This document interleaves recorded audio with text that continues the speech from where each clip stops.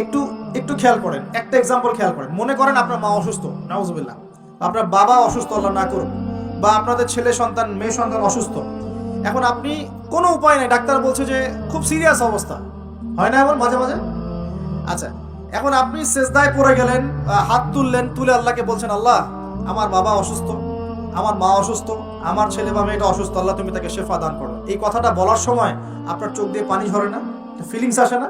এই ফিলিংসটা কেন আসে? কারণ আপনি যা বলছেন আল্লাহকে সেটা আপনি উপলব্ধি করতে পারেন, ফিল করতে পারেন। আর নামাজে কেন মনোযোগ আসে না? কারণ নামাজ আমি যা পড়ছি এটা তো আমি ফিলই করতে পারি না, আমি তো এই ভাষাটাই বুঝি না, অর্থই জানি না, কেমন করে ফিল করব? এই জন্যই বলি কোরআনের অর্থ জানার দরকার নাই। অর্থগুলো না জানলে তো পরে আপনি মনোযোগ পাবেন না, তো ইহসান পাবেন না। তো এই জন্য নামাজে মনোযোগ বাড়ানোর প্রধান শর্ত হচ্ছে অর্থটা বোঝার চেষ্টা করতে হবে। কি পড়ছি সূরা ফাতিহায়, কি পড়ছি রুকুতে, কি পড়ছি সেজদায়, হ্যাঁ কি পড়ছি আমি তাশাহুদ, দরুদে, দোয়া, মাসুরায়, অর্থ জানতে হবে। এবং সেজদায় বেশি বেশি দোয়া করার চেষ্টা করবেন। নামাজ তাড়াহুড়া 3G 4G 5G তে যাবেন না, রিল্যাক্সে নামাজ পড়ুন, ইতমিনানের সাথে। জীবনে যত নামাজ পড়েছি, নামাজ সবচেয়ে সেরা নামাজ পড়েছি আমি ব্যক্তিগতভাবে বলছি, আমার জীবনে মক্কায় আর মদিনায় নামাজ পড়লে দেখবেন মনে হবে যে আপনি মানে অন্য একটা জগতে চলে গেছেন। মাশাআল্লাহ, এত চমৎকার তিলাওয়াত, এত খুশু খুশু, বিনয়, নম্রতা, রিল্যাক্স, ধীর স্থির ভাবে 2 রাকাত ফজরের নামাজ পড়াচ্ছে, মাশাআল্লাহ 15 মিনিট 20 মিনিট সময় লাগে, এবং তিলাওয়াত হচ্ছে, চোখ দিয়ে পানি না ঝরে যাবেই না। কারণ আপনি ফিল করবেন এই যে মদিনায় আমি দাঁড়িয়ে নামাজ পড়ছি, এখানেই তো কোরআন নাজিল হয়েছে। এই যে মক্কায় নামাজ পড়ছি, এখানেই কোরআন নাজিল হয়েছে, এই আয়াতগুলো এখানেই নাজিল হয়েছে, ফিল করতে হবে। তো এখন নামাজ যারা পড়াই আমরা, ইমাম সাহেব আছি, আমি রিকোয়েস্ট করবো যে নামাজটাকে একটু রিল্যাক্সের সাথে, খুশু খুজুর সাথে পড়াই। আমি জানি মুসল্লিরা এখন খুব ব্যস্ত, ইমাম সাহেব লম্বা করতে চাইলে মুসল্লি এসে ডিস্টার্ব করা শুরু করে নাকি, ইমাম সাহেব আপনার কি কাজ নাই, এত লম্বা করেন কেন? প্রিয় ভাইরা, দুনিয়াতে কেন এসেছি বলেন তো? দুনিয়াতে কেন আসছি আমরা? ওয়ামা খালাকতুল জিন্না ওয়াল ইনসা ইল্লা লিয়াবুদুন, কার ইবাদত করতে আসছি? তো দুনিয়াতে নামাজই তো বেস্ট ইবাদত। এই ইবাদত করতে এত সময় হচ্ছে না, তাহলে দুনিয়াতে আসলাম কেন? দুনিয়া থেকে আমি শুধু বউ বাচ্চা, সন্তান সন্ততি আর ব্যবসা বাণিজ্য করতে আসছি? আল্লাহ পাক তো পাঠিয়েছেনই আমাকে ইবাদত করার জন্য, তাহলে আমি ইবাদতে এত তাড়াহুড়া কেন?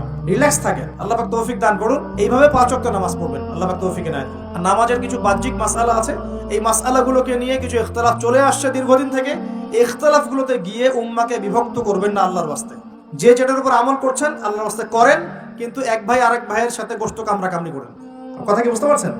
এগুলো ইখতিলাফি মাসআলা, ফিকহি মাসআলা, উলামায়ে কেরামের মধ্যে ইখতিলাফ দীর্ঘদিন থেকে ছিল, থাকবে। যে যার মতো আমল করছেন, করতে থাকেন। যেটা আপনার কাছে বেশি সহি মনে হচ্ছে, যেটা আপনার কাছে বেশি গ্রহণযোগ্য দলিল মনে হচ্ছে, আপনি সেটার উপর আমল করেন, কোনো সমস্যা নেই। কিন্তু এই ইস্যুগুলোকে কেন্দ্র করে, মসজিদগুলোকে ভাগ করে করে উম্মাহকে বিভক্ত করেন না। এতে কাফের, মুশরিক, মুনাফিকরা হাসে আমাদেরকে দেখে, ওরা আমাদেরকে দেখে হাসে, দেখো কি জাতি, কি কি বিষয় নিয়ে উম্মাহকে বিভক্ত করে নিজেরাই আপসে বিভক্ত হয়ে গেছে। একটা বিভক্ত জাতিকে শাসন করা সহজ না ঐক্যবদ্ধ জাতিকে শাসন করা সহজ? বলেন। এখন আমরা তো বিভক্ত না ঐক্যবদ্ধ? সুবহানাল্লাহ, কাফের মুশরিকদের মধ্যে যদি 100টার মধ্যে 90টা বিষয়ে দ্বিমত থাকে, একটা বিষয়ে ঐক্যমত যে মুসলিমদের সাথে, মুসলিমদেরকে ডমিনেট করতে হবে, মুসলিমদেরকে মানে ডিঙ্গিয়ে উপরে যেতে হবে, ওরা একমত, মাশাআল্লাহ, ওরা ঐক্যবদ্ধ। আর আমাদের মধ্যে যদি দেখেন আপনি যে 90টা বিষয় আমরা একমত, এই 4টা 5টা 6টা বিষয় আমরা দ্বিমত, ওই কয়েকটা বিষয় যথেষ্ট উম্মাহকে বিভক্ত করে ফেলার জন্য। তাহলে আমরা নিশ্চয়ই দূরদর্শিতা সম্পন্ন জাতি হলাম। আল্লাহ পাক জানি না আমাদের কবে বোধোদয় দিবেন। দোয়া করি আল্লাহ পাক এমন প্রজন্ম যেন নিয়ে আসেন যারা স্মার্ট হয়, বিচক্ষণ হয়, উম্মাহকে ঐক্যবদ্ধ করতে পারে। আমি যদি আমাদের দ্বারা না হয়, না হোক, আল্লাহ পাক এমন প্রজন্ম নিয়ে আসুক যে এই প্রজন্ম আল্লাহ রাব্বুল আলামিনের জমিনে উম্মাহকে ঐক্যবদ্ধ করে উম্মাহকে এগিয়ে নিয়ে যাবে ইনশাআল্লাহ। বিশ্বাস করেন, নবী সাল্লাল্লাহু আলাইহি ওয়াসাল্লাম যদি সারা জীবন বলতেন সুবহানাল্লাহ পড়লে এত নেকি হয়, আলহামদুলিল্লাহ পড়লে এত নেকি হয়, আল্লাহু আকবার পড়লে এত নেকি হয়, কোনো সমস্যা হওয়ার কথা ছিল না।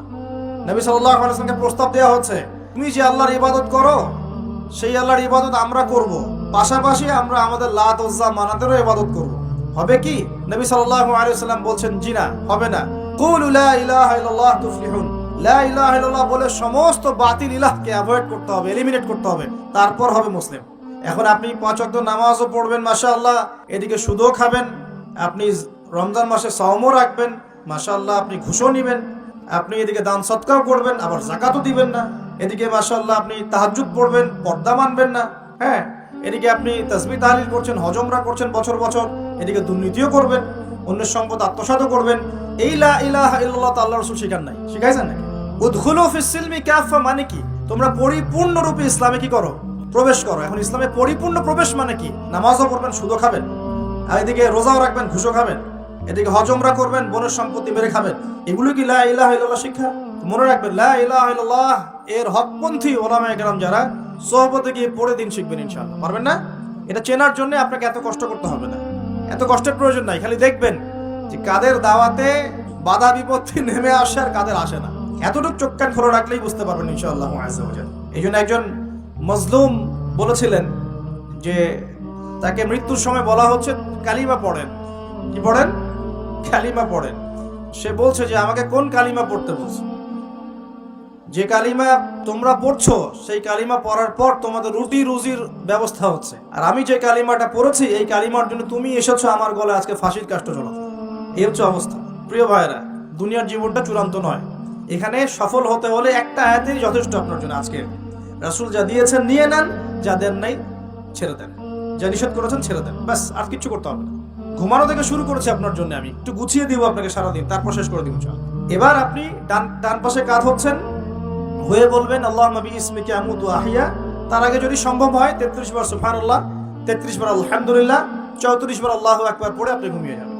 এখন যদি আপনি 6 ঘন্টা বা 8 ঘন্টা ঘুমিয়ে থাকেন, প্রত্যেক সেকেন্ডে আপনি নেকি পাবেন ইনশাআল্লাহ।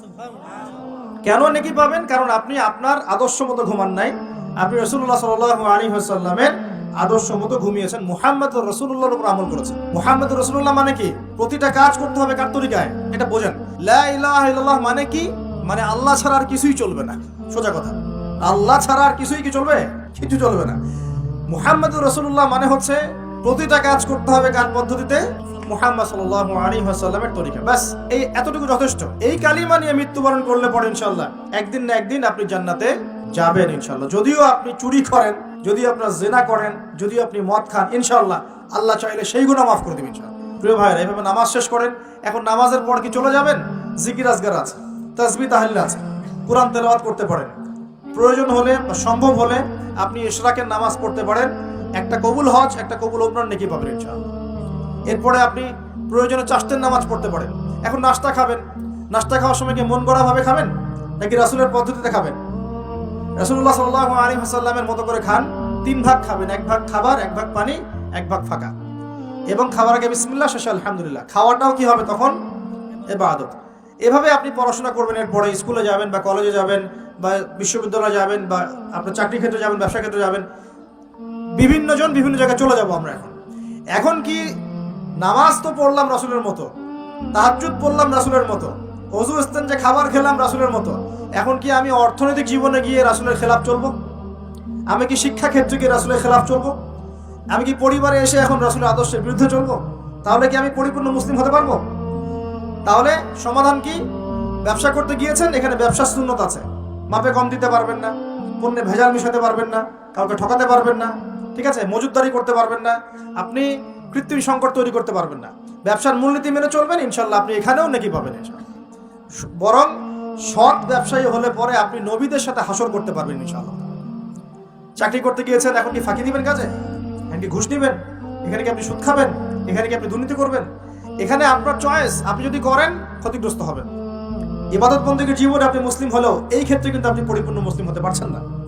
আবার যদি সমাজে যান, এখানে কি আপনি গিয়ে মন গড়া সব কাজ করবেন, মন গড়া বিধান প্রয়োগ করবেন?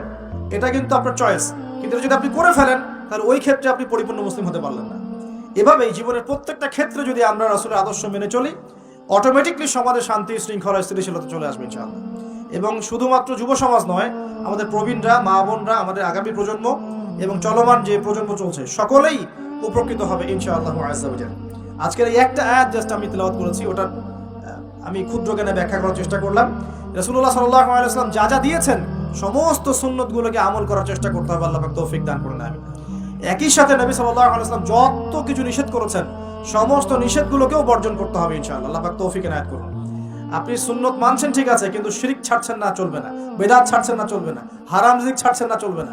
সুদ ঘুষ ছাড়ছেন না, এটা চলবে না। অন্যের হক নষ্ট করছেন, চলবে না।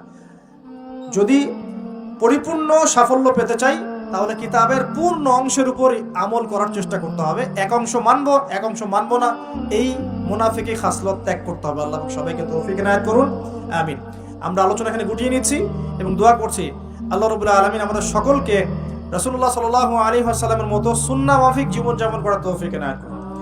এবং জীবনের প্রতিটা ক্ষেত্রে সুন্নত বাস্তবায়নের তৌফিক দান করুন। আল্লাহ পাক আমাদের যুব সমাজকে হেদায়েত করুন এবং যাবতীয় পাপাচার থেকে আল্লাহ পাক তাদেরকে হেফাজত করে রাখুন। আমাদের মা বোনদেরকে আল্লাহ পাক খাস পর্দায় থাকার তৌফিক এনায়েত করুন।